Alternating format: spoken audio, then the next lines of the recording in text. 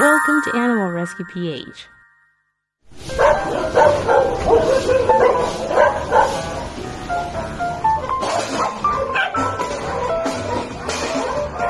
Jetty, the hit and run victim.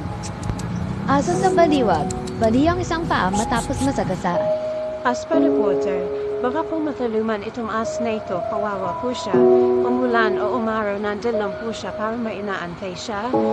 Hindi siya maalis sa pwesto na yan. Nasagasaan po ata, bali at namamaga po ang paa niya. Pagala-gala lang po siya sa daan, wala pong nag-aalaga at nagpapahay. Sana po mataluman niyo siya. Actual no video SA Pog Rescue K Jetty.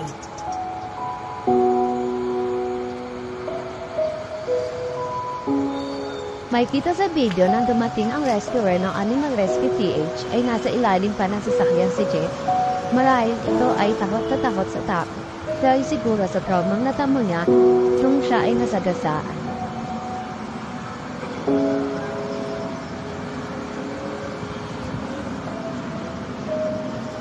Sinusubukan ng mga rescuer na paamunin si Jetty upang lumabas na ito sa ilalim ng sasakyan. Binibigyan nila ito ng pagkain para umamong ito sa kanila.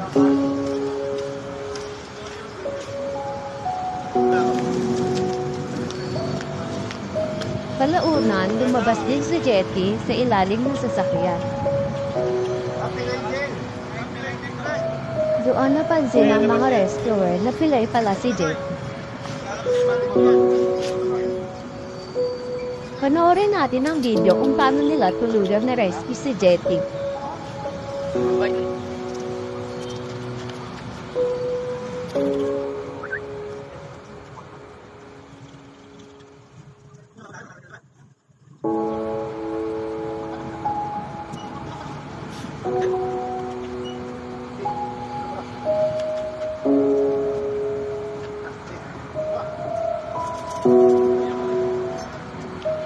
Panoorin natin ang mga susunod na pangyayari kung paano nakuha si Jetty.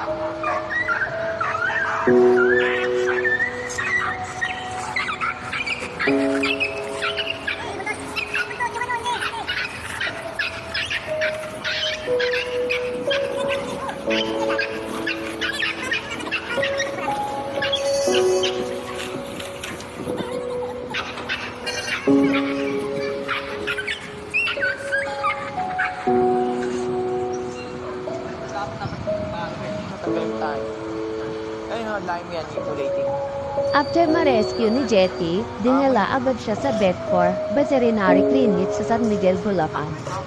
Kaso sabi ng doktor magaling na daw ang bali niya at hindi na kailangan putulan. Nilagyan na lang yung paa niya ng suporta para umunat ito.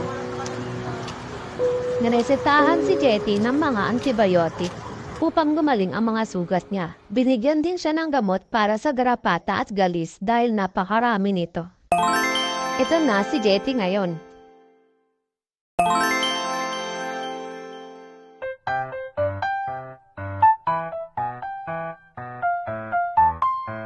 Salamat sa pakikinig ng aking story. Love, Jetty. Animal Rescue PH, Visa for the Strays. We can't save them all, but we can try.